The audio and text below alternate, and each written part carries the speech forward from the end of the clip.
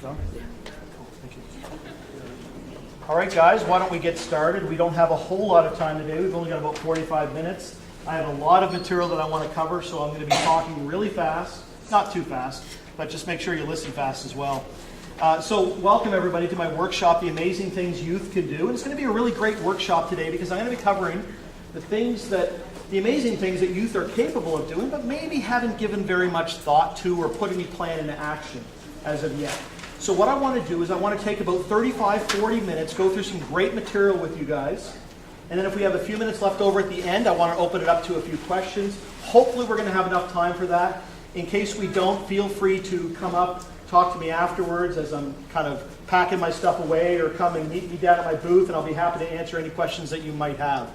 So allow me to introduce myself. My name is Jason Lindsay. I'm one of the owners of Young Entrepreneurs North America, along with my beautiful wife, Christina. Unfortunately, she's not able to be with us today because she's back home with our animals, and also we got our house on the market, so there's a lot going on in our lives. She usually does come up to these conferences with me, but she's just not here with us today, unfortunately. So here's a great family picture of us. There's my wife, Christina. Now, you'll notice when you look at this picture that there's no children in it.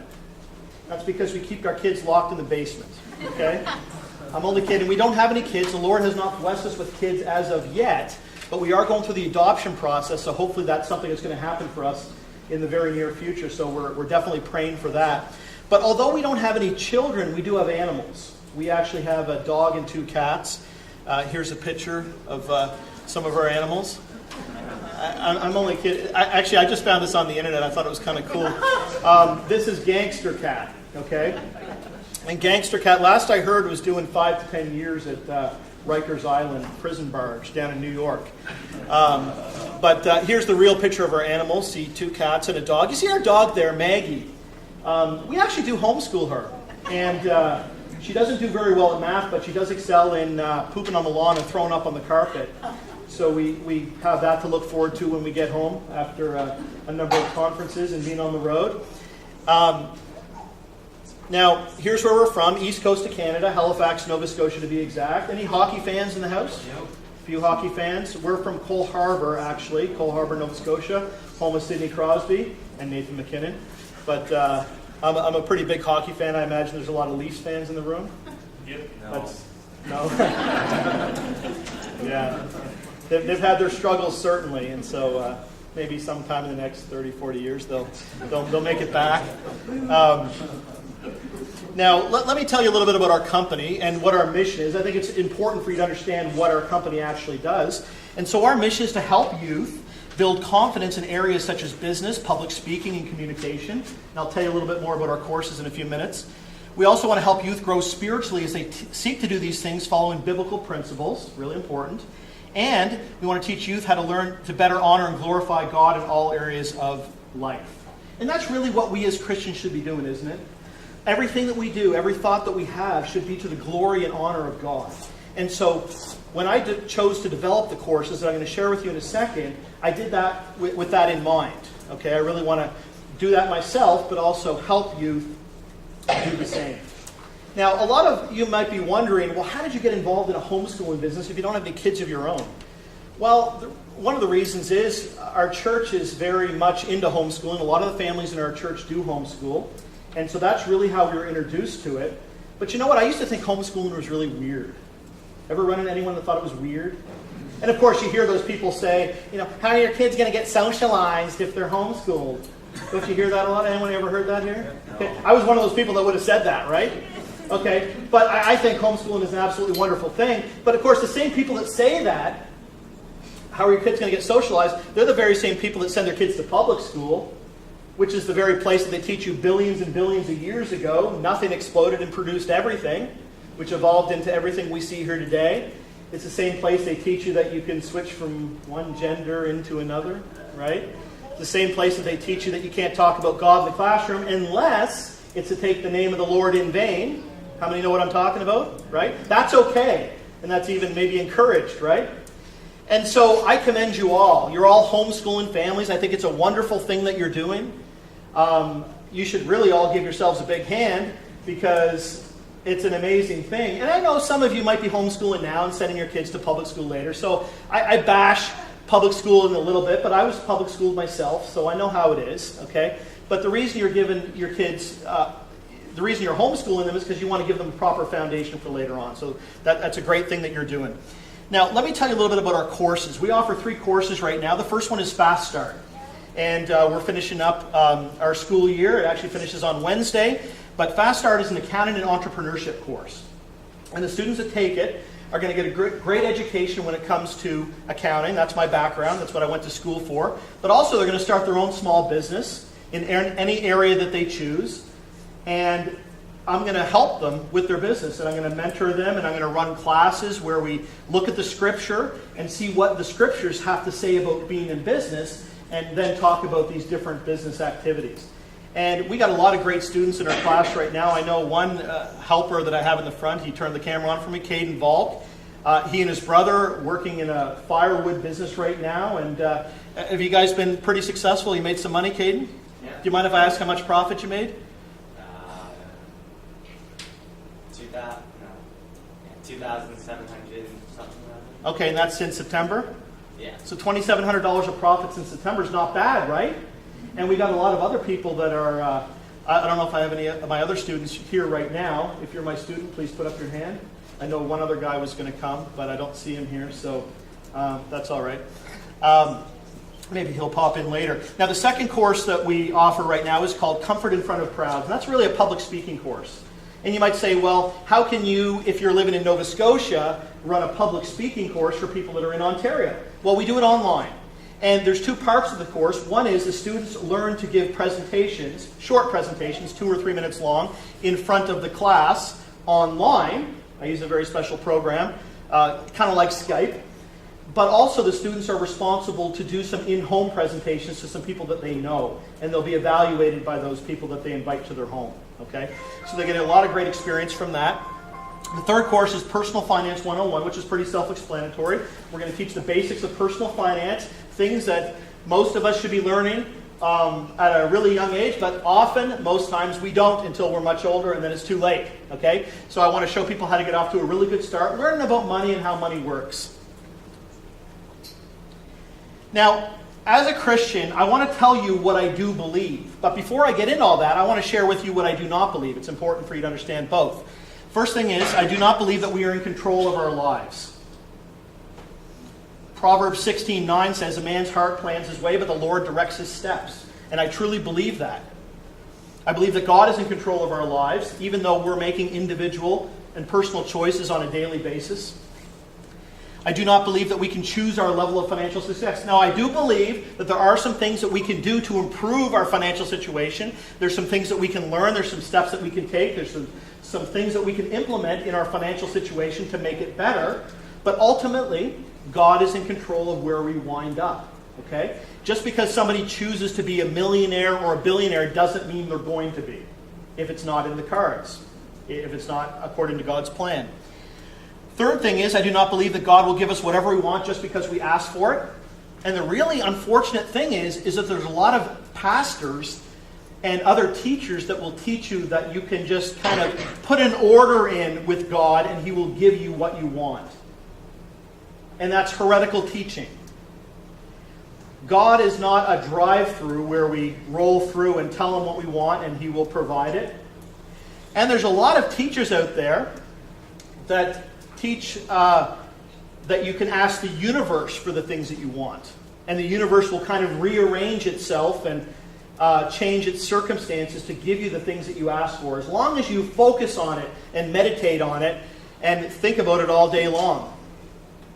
I used to be involved in that way of thinking, and it nearly destroyed me. And I'll share about that a little bit more as we get through the presentation for tonight. What do I believe? I do believe that God is sovereign over our lives. I do believe that God blesses us with certain skills and abilities. I think everybody's pretty good at something. And some people are better at more things than others, and that's okay. That's how God made us. But at the same time, I do believe that God generally gives us the ability to improve those skills and abilities. I enjoy basketball.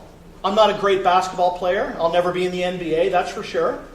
But I guarantee that if I wanted to work really hard and practice every day and maybe even get some coaching, I could be better than I am right now. Would you guys agree with that?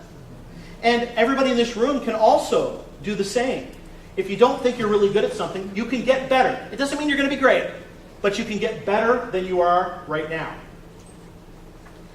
I do believe that God opens and closes doors in our lives and brings about circumstances that mold who we are and steer us in certain directions. And that's the amazing thing about how God works. We don't know how He does it, of course. His knowledge is infinite, and he is all-powerful. But He will bring circumstances into our lives and different people into our lives and different opportunities into our lives that we can take advantage of. And that's how He brings us along according to His plan. The fifth thing is, I do believe that the Bible is the written, inspired Word of God. 2 Timothy 3:16 says, all Scripture is given by inspiration of God and is profitable for doctrine, for reproof, for correction, for instruction in righteousness. The man of God may be complete, thoroughly equipped for every good work. And that's amazing that we have the Bible that we can consult with and look to and read and to see how we are to live our lives, and most importantly, how we are to glorify and honor God.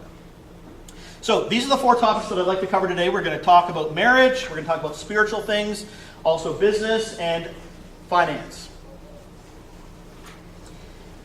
I talk to a lot of people, older and younger. I deal with a lot of people for the different types of work that I do. In addition to this, I also have been tutoring university students in accounting and finance for about 9 years now. I've also been a financial advisor for about 16 years, and I've been doing some bookkeeping on the side for a couple of years now. So I talk to a lot of people. I have a lot of different experiences in different fields. And a lot of times what people say to me is, I wish I had. Now, I wish I had what? Well, they say, I wish I had been taught this. Or, I wish I had known this. Or, I wish I had done this. Anyone ever look back and you kind of say that? You look back at your life and say, I wish I would have done this when I was younger. Anyone ever said that? Yeah? We all kind of do that, right?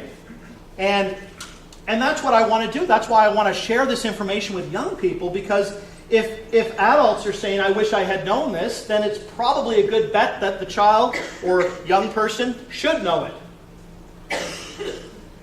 And what I decided to do was I wanted to reach out to people that I knew in the Christian world, people that were married at least a year, and I wanted to survey them. I wanted to find out what they would have done differently. So I asked them these 3 questions. The first one was, knowing what you know now, if you could go back in time, what would you do differently to prepare for marriage? The second thing I said was, if you had 2 pieces of advice to give to a young man or young woman, between 13 and 19, let's say, that wants to prepare for marriage, what would the advice be? And the third thing I said was, what traits or habits or skills do you think young Christian men or women lack the most in today's society?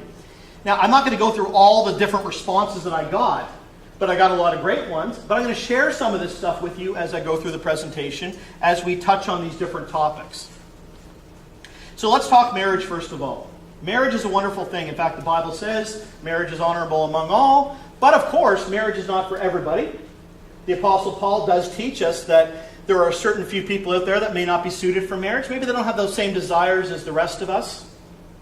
And they can live a life where they serve God and they're just happy doing that. But that's not the case for most of us. So I want to ask the youth here today. We've got a few youth here. How many of you are preparing for marriage currently? No hands go up. Now all the parents in the room are thinking, I've been teaching you this stuff. How come you don't put your hand up? So maybe you're a young person here today, and you probably are being prepared for marriage, but you don't even know it. But I'd like to encourage you to really take some time and think about this stuff. The fact is, you'll probably be married one day. Most people do get married. So why not start preparing for it now? And I really want to encourage people to do that.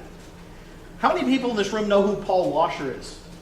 A few people? Okay. For those of you who don't know, he was actually a missionary down in South America for quite some time. And I believe now, I don't think he's a senior minister at any particular church, but he is perhaps an elder, and regardless of all that, he goes around teaching. He preaches in a lot of different places and all over the world, really. He's a powerful preacher. But I was listening to a talk that he was doing one day, and I don't know how long ago it was, but he, at the time, was talking about his 2 sons who were 10 and 8 years old. And one of the things he said about his 2 sons was that they were now praying for their future spouse. Praying for a godly spouse. And at first I kind of had a little chuckle at that because I thought, well, 10 and 8 years old. But then I started thinking about it and said, wow, that's an amazing thing. He's having them pray for a godly spouse because he knows they're probably going to be married one day. So the parents in the room today, I hope that you are doing that, or if you're not, that you might start doing that. And if you're a young person here today, I would encourage you to really focus on the future. Think about the fact that you'll probably be married one day and start praying for a godly spouse. But not only that, to prepare for marriage in the future. So let me ask I'll ask everybody in the room, what kinds of things do you think young people should be preparing for when it comes to marriage? Conflict resolution. Conflict resolution? Sure. There's no conflict in marriage, is there? What else? Financial planning. Financial stuff? Planning? Absolutely. Anybody else? Yep. Forgiveness. Forgiveness? Sure. Yep. Like-minded. Being like-minded? Sure. Anybody else? Cooking skills. Cooking skills? Yes. Putting Christ first. Putting Christ first. So there's a lot of things that people can prepare for. And so I would really encourage people to start thinking about this stuff now.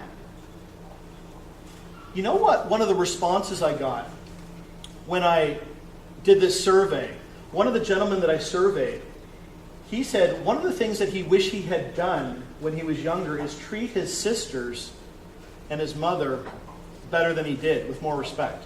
Why do you think he would say that?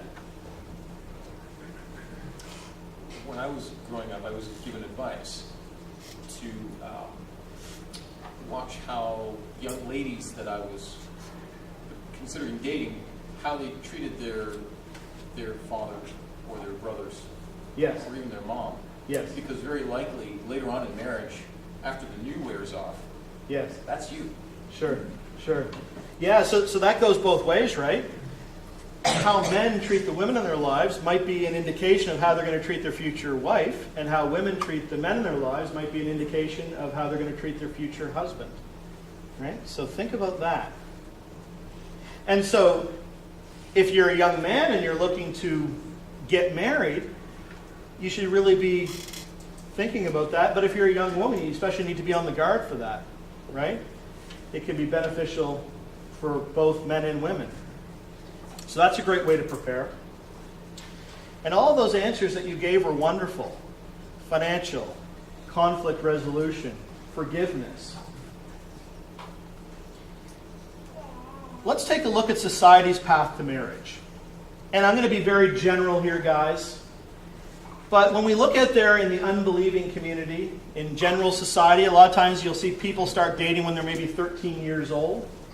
And why do they choose their significant other at that age? Because they're cute, maybe, right? And of course they have absolutely no intention of ever being married. So they'll probably break up in a couple weeks, maybe a month. And there's hurt feelings, anger, and jealousy. And this trend is going to continue until they're into their 20s, and maybe now at this point they move in together. That's what we see a lot of. They shack up, they're still not married though. And then they keep doing this, they move in and out of relationships and when into their late 20s, maybe 30s, even 40s, who knows. And then they decide it's time to settle down and get married. And then they live happily ever after, right? Is that how it works? Not really. They have kids of their own. They're probably divorced in 5 years. The divorce rate's like 50%, right? So it's not far-fetched to say. Then they get remarried. Everything's good now, right? What are their kids going to do? They'll probably copy them. I mean, that's the sad thing. And that's the trend we see in today's society. Their kids copy them. It's a cycle. And the cycle keeps on going, right? And we as Christians have to break that cycle if we've come from a background like that. But we really have to work at teaching the kids that we might have to not think like that, right? Here's a myth. You're too young to be thinking about or preparing for marriage. I don't think you're ever too young. I think from the time you're born, your parents are going to start teaching you the things that you need to know to be prepared. But I think it's also important for parents to be talking about marriage and getting their children to be focused on that. Even if it's not something they're going to look to do in the next couple of years, at least preparing and doing those things that we talked about earlier. Financial, conflict resolution, how to treat their significant other. Those are all things that young people are capable of doing, am I right? Absolutely. And it is so, so important. Marriage is a huge thing. It's a wonderful thing, but it's not an easy thing, is it? And it's something you have to work at. I know when I first became a Christian, and then a few years later I became engaged to my wife, my pastor was wonderful because he sat us both down and said, you know what, I want to go through kind of a short 8-week course with you where we talk about marriage and go over all those important things. And that was one of the best things I did. Not that it completely prepared me for marriage, because I don't think anything can ever completely prepare you for something until you actually start doing it. But I think you get a good foundation in place that you can use for when you are married and kind of refer back to in your relationship. Here's another myth. Just get married and figure it out as you go. Does that work? Well, of course, you're going to figure out a lot of things as you go, but still, that preparation becomes really, really important. So what did the survey say? Well, I told you what that individual said earlier about treating his mother and his sisters a lot better than he did. But a lot of people said, I wish I had been prepared more for the role that I was to take on in my marriage. Now, for a woman, that might be being a homemaker. I know I had one woman that said, I wish I had learned some of those skills that I was going to use later for being a mother. I wish I had been more serious about learning those skills. And a lot of men said, I wish I had been more prepared to be a leader for my family and to be a provider for my family and to treat my wife the way she deserves to be treated. So those were a lot of the responses that I got. Let's talk a little bit about spirituality. Obviously, this is a really, really important thing. We are all Christians, and we need to seek to glorify and honor God in everything that we do. So sometimes you'll hear people say, I can just learn more about the Scriptures later. I don't need to take my studies of God's Word seriously right now, because when I'm older and I'm married, then I can really get into it so I can teach my wife and teach my kids and be able to be a productive member of the church. But is it ever too young to start learning about God's Word? No. It's amazing. A big thing that we do in our church is family worship. I'll talk more about that later. We worship as our family. Well, obviously, we worship corporately in the church, but we worship at home with our families. And I've gone over to people's houses before who have kids, and they'll even ask their kids during family worship questions just about the Bible when they're 2 or 3 years old. And they don't know too much, obviously, but they're able to start giving answers. So that's something that's definitely possible. And as the children get older, they learn more and more, and they become more familiar with what the Bible has to say, and they're able to give better answers and get a better understanding of what the Bible talks about. Right? So it's never too young. What did the survey say? Well, both men and women said exactly what I said earlier. They wish they had prepared more and read the Bible more. You know, what does the Bible say about what we are to do with God's Word? It says we are to write it on the doorposts of our house and our gates and have God's Word as frontlets between our eyes. So we have that kind of focus. Let's talk a little bit about business. This is something I get passionate about, because part of my course is helping young folks to get into business for themselves. Here's a myth. I can't be in business until I'm older. That's crap. Right, Caden? You can be in business. There are 1,000,001 ways to make money as a young person. And it blows my mind when I talk to people out there, and I talk to people that are 40 or 50 years old, and they say to me, there's no ways to make money out there. There's nobody hiring. First of all, that's wrong. There's always somebody hiring. Always. If you're willing to talk to enough companies, there's always somebody hiring. Because there's always somebody moving jobs, right? But even if you're not going to work for somebody else, there's a lot of things you can do on your own to make some money and to create wealth for your family. We have students right now, like Caden, who, with his brother, they're running a firewood business. We have people selling baked goods in our class. We have people walking dogs. We have people that live on farms that raise sheep and sell them at the market. We have people that make drums and sell them to professional musicians for $200 or $300. We have people that are working as handymen. We have people doing photography. We have people doing babysitting. There's a lot of things that you can do. And these are all things that you can make some money at. But more importantly than that, you're going to learn those skills and abilities that you're probably going to eventually learn anyway, but why not learn it now when you're young? And this was my motivation to develop these courses, because I saw, you know what? I looked at my own life and I said, wow, I was a really late starter. I learned a lot of cool things later in life, in my 20s and in my 30s, but I could have learned that stuff when I was 10, but I had no vehicle to show me how to do that because I was public schooled. And they're definitely not going to teach you that in public school. And my parents weren't really involved in business. They didn't really know anything about that. And of course, they loved us and they wanted the best for us, but they never taught me how to get into business for myself. And so I believe that the earlier you can get a young person started in a business, it's going to make all the difference in the world for them later on. With confidence, with their skills, with their knowledge of money, with the things that they're capable of doing. Here's another myth. I can't and won't speak in public. Now, obviously, when you're in your own business, it's not necessarily a requirement to be out there public speaking. Some work, maybe, like what I do. But I think we can probably all agree that when you're in business for yourself, communication is a really important thing. Am I right? Definitely. You have to learn how to communicate with your customers, with your employees, with your suppliers, with people in general. And what I see a lot of times is people don't really learn those skills at a young age. But let's talk about public speaking for a second. For the young people in this room, how many people are afraid of public speaking? That's normal. I was scared to death. And isn't that true that it's often fear that prevents us from doing the things that we should be doing? Doesn't fear set in? Fear is actually an acronym. I don't know if many people know this, but fear stands for false evidence appearing real.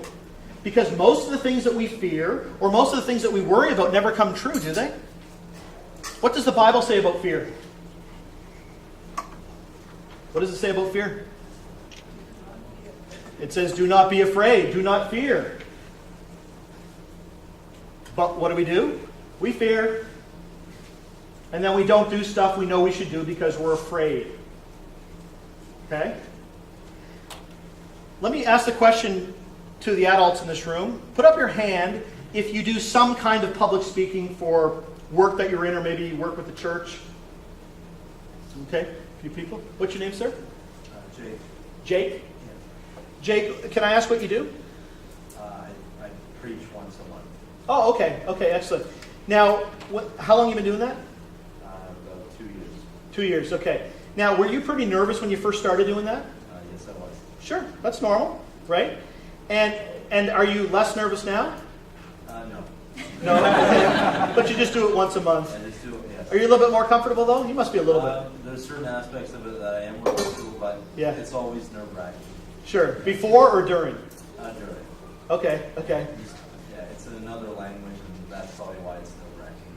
Oh, it's in another language. Okay. How about somebody that does some kind of public speaking in their own language? I get that. I get that completely. Anybody else? You put up your hand? Yeah. What was your name? I spoke in French, but that is one of my languages. Oh, so, okay. But I taught young children. Oh, okay. So it's still public speaking. Sure, absolutely. Speaking in front of a classroom. Absolutely. Was it a little bit nervous at first? At first. Yeah, and less so now? Yes, and sometimes, you'd have the parents in, so you're speaking in front of 50 people. Sure. Old and young and singing, and you don't always feel comfortable singing. Right. So how did you get more comfortable? By doing it. Just by doing it, Yes. right? And the more you did it, the more comfortable and probably the better at it you got, correct? Right. Okay. Yes. So now, so that's true. So young folks here today, a lot of times you'll look at people like this lady here, or like me, or like Jake, who do some public speaking, and you'll see us and you say, well, you know what? That person's just made for this kind of thing. But the fact is, we were all scared to death when we first started, some of us still. But the point is, the more we do it, the more comfortable we're going to feel. And you're going to be just as nervous when you're 8 years old or 10 years old as you are when you're 25 or 35 or 45. Does that make sense? So why not start learning these things now when you're young? And it's probably going to be a little bit easier than waiting until you're 35 or 45. Does that make sense? And I know it's hard because it's easier just not to do it. But we got to dig deep inside and look to God and trust in God and ask Him to help us overcome those fears that we have. Does that make sense? Because God does promise to help us with the struggles that we have. But most people say, I'm afraid, I just won't do that. I'm going to step away from that. And they go through life making decisions like that. And then they get to be 60 or 70 or 80, and then they're on their deathbed, and they look back at their lives and they say, I wish I had done this when I was younger. So get it over with now, and it becomes easier for later. Moses is a good example. Oh, absolutely. He said to the Lord, I can't speak in front of people. What did the Lord say? He said, I'll give you the words to say. Right? And He did. What's that? And you just saved so many people. Yes, absolutely. Here's one of my favorite quotes. It comes from a man by the name of Bobby Buisson, rich entrepreneur. He said, before you are great, you have to be good. And before you are good, you have to be bad. And before you are bad, you have to try. The reason I love this quote is because it's so true. A lot of people say, well, no, I can't do that because I'm no good at it. I understand that. You're bad right now. But it's because you haven't even tried yet. And when you start doing something when you're bad, you keep doing it and doing it and doing it and doing it and doing it. And then you figure out what works and you figure out what doesn't work, and you keep doing what works and you stop doing what doesn't work, and you keep getting a little bit better and you keep getting a little bit more comfortable. And you keep going through the motions, and you go from bad to good, and maybe one day you get to great.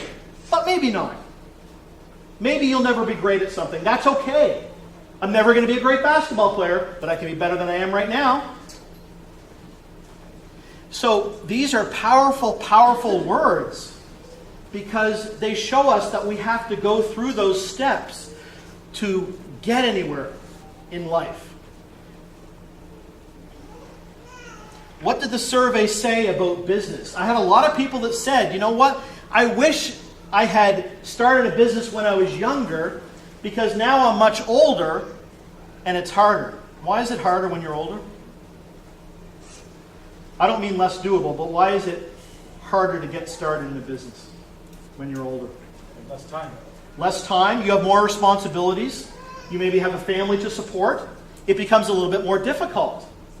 But when you're young, you don't have that same level of responsibility. But that's what people said. Let's talk a little bit about money. Anyone here like money? Good, honest. There's nothing wrong with putting up your hand. There's nothing wrong with money, guys. It's only a problem, but you see, nobody wants to put up their hand. They're afraid. What will they think of me? Right? Money can be an idol, but you don't have to let it become an idol. Right? We are tempted in a lot of different ways. We have the devil throwing fiery darts at our bodies, right? We need to wear the armor of God to protect ourselves from that.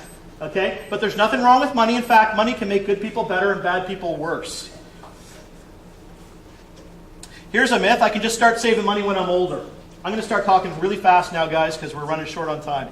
I can just start saving money when I'm older. Really? I'm going to teach you something that maybe you haven't seen before, but it can make a big difference in your financial situation if you understand this one simple concept. It's called the Rule of 72. Anybody here heard of it? Good, good. Okay, I'll teach you about the Rule of 72. It's a simple mathematical formula that you can use if you want to figure out how long it will take for your money to double at different rates of return. Here's how it works. Take the number 72 and divide it by the rate of return that your money is growing by every year. Growth rate or interest rate. That will tell you the number of years it will take your money to double at that particular rate of return. Albert Einstein came up with this rule. And he was a pretty smart guy. For anyone who doesn't know who Albert Einstein is, he's actually my uncle. There he is right there. Oh, silly Uncle Albert. Just fooling around. Okay, let's see how it works. So let's say you've invested your money and you're earning a 3% rate of return per year. We take the number 72 and divide it by 3. That gives us 24. Therefore, your money doubles at 3%. It doubles every 24 years. It's as simple as that.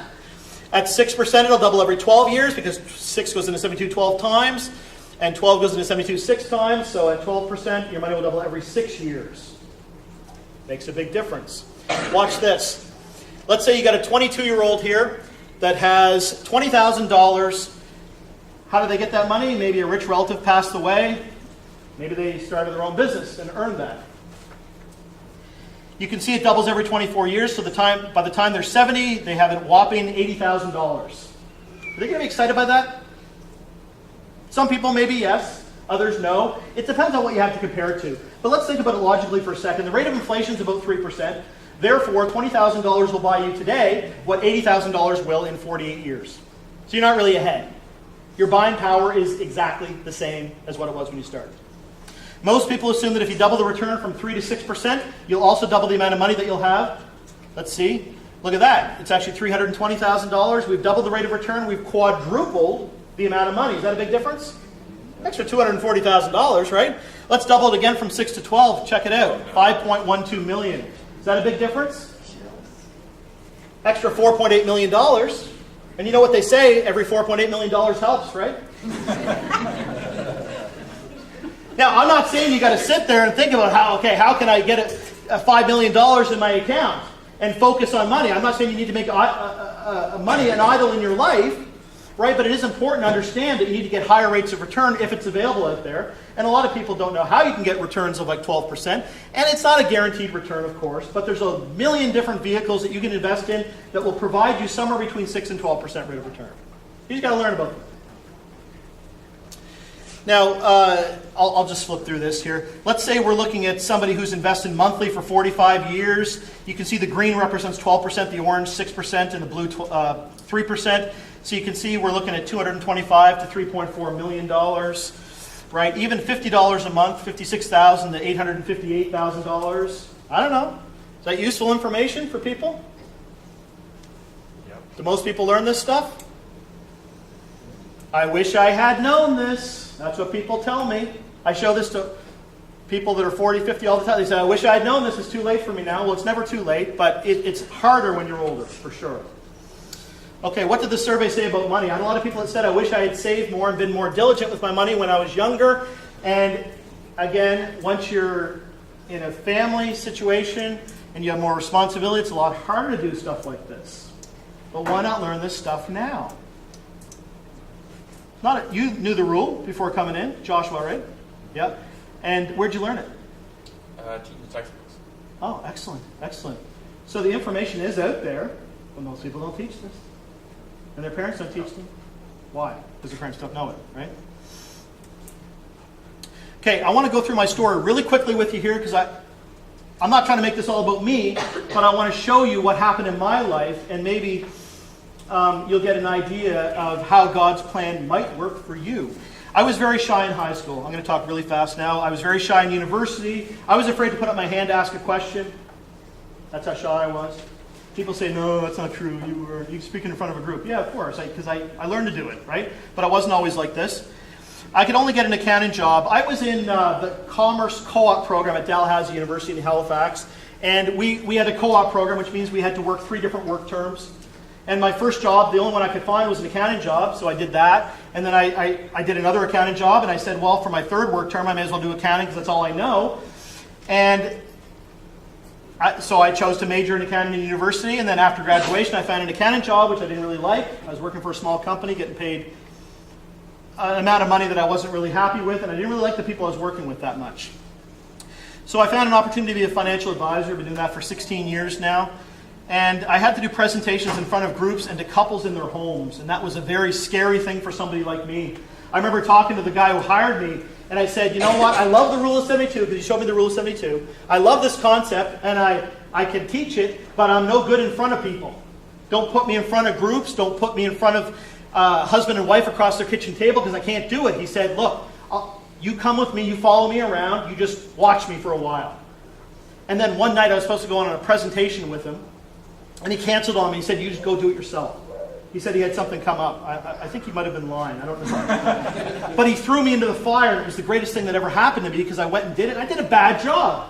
But guess what I did? I kept going, and I kept going, and I kept going, and I kept doing it. And I kept screwing up and getting better. And I was failing forward, right? Write that one down. Failing forward, right? And I became more comfortable. Another thing, too, is we used to run meetings every week at our office where we'd have prospective clients come in and just learn something about money and how it works. And my very first meeting that I went to, he said, you're going to present the Rule of 72 tonight in front of a group. And I was scared to death, and I got up there, and my knees were shaking. I was bright red, and I was probably sweating up buckets. And I did a bad job, but I kept doing it and doing it and doing it, and I got a little bit better. And I went on to other concepts, and as soon as I was running meetings all on my own, I was talking for an hour, hour and a half, 2 hours sometimes, by myself. It just takes repetition.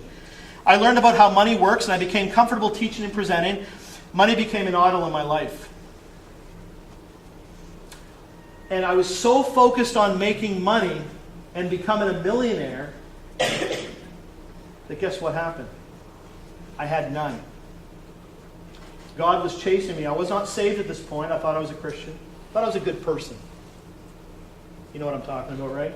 Money became an idol in my life. I had none. I got to the point where I was living in an apartment on my own. I was a pretty high up position in my office, but I was completely commissioned on commissions. And I became very lazy. I became very depressed. And I had no money. I remember calling the credit card company to see if I had $2 of room on my card so I could go buy a loaf of bread. That's how bad things were.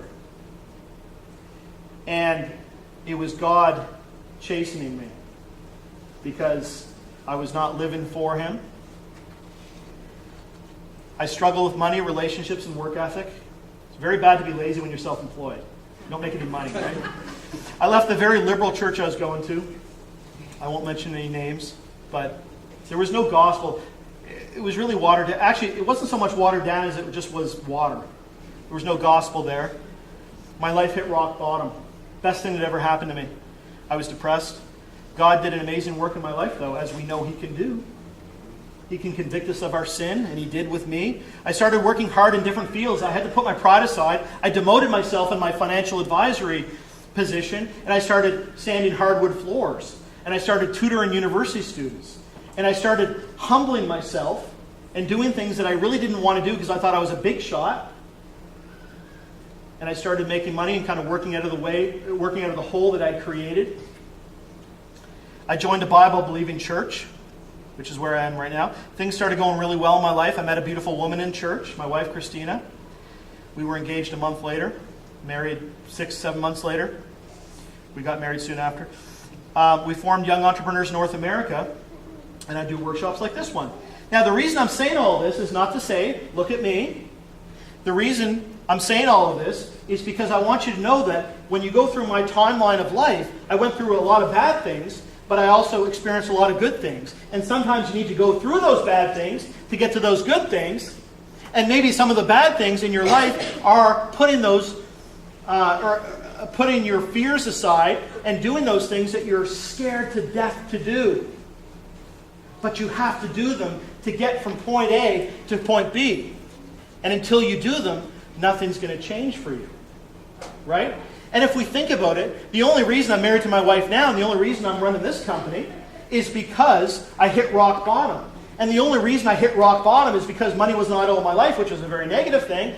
And the only reason money was an idol in my life is because I worked as a financial advisor, which was a good thing. But the only reason I worked as a financial advisor is because I didn't like the job that I had at a university, which was a bad thing. But the only reason I didn't like the job I had at a university is probably because I was very shy and couldn't find something better, which was a bad thing. And so we go right back to the beginning where I started out being shy, and now I'm in a position that I really like. And that's how life can work sometimes. I'm going to go super fast here. We've only got another minute here. I have 21 pieces of advice for young Christians. First one, learn about how money works, like the rule of 72. Second one, save your money. Save, not all of it necessarily, but save some of it. Right? Do some kind of work outside of the home. I don't care if it's working for somebody else or working for yourself or volunteer work. Tithe your earnings. Give God his 10% first. Get involved in your church. Churches need help. There's lots that can be done in church congregations today. Get involved. Get busy. Busiest people are the most successful. Talk to adults. People laugh when they see this. They say, what do you mean talk to adults? Of course people talk to adults. Look, there's a lot of young people that won't have a good conversation with an adult. You know, they're giving those one-syllable answers. How many know what I'm talking about, right? You've seen that before, right? If you're a young person here today, don't do that. Sit down and have a conversation with an adult. Call people on the phone. This is another one people laugh at. Say, what do you mean call people on the phone? Of course I talk to my friends. No. No, don't have mom or dad call a business or somebody else in your church when it's something that you can do yourself. People are afraid to, that's why they don't do that. That's why they ask mom or dad to do it, right? Start using an organizer. You'd never realize how much work you can get done if you keep organized and write things down that you have to do. Teach something worthwhile to somebody. That's another great piece of advice. Best way to learn something is to teach it. I never became so good at accounting and finance as when I taught it. Pray to God for him to raise you up as a godly man or woman. Really important. Pray for a godly spouse, like Paul Washer's kids. Start looking at houses. People laugh at this one too. Well, look, you're probably going to live in a house one day when you're older. Why not start looking at houses now? Figure out what they cost. Figure out what features you might like. What you'd like in a house. Prepare to be a homemaker. Interview your parents about marriage and finances. Your parents know things that you don't. A lot of times kids think they know everything. Don't be one of those kids, okay? Then when you get to be an adult, you think, I realized I didn't know everything, okay? Plan out a budget for when you're married. People chuckle at this one too. Plan out a budget when you're married. I don't know what my costs are going to be. Yes, you do. You're going to eat. You're going to have food, power. It's all the same stuff, right? Plan out a budget. Do family worship, really important. Spend time picking the brains of mature Christians. Do a whole bunch of things that you don't want to do. If you don't want to do it, you should probably go do it. Okay? Read books about different things. Most importantly, trust in the Lord. That's the biggest thing I can say.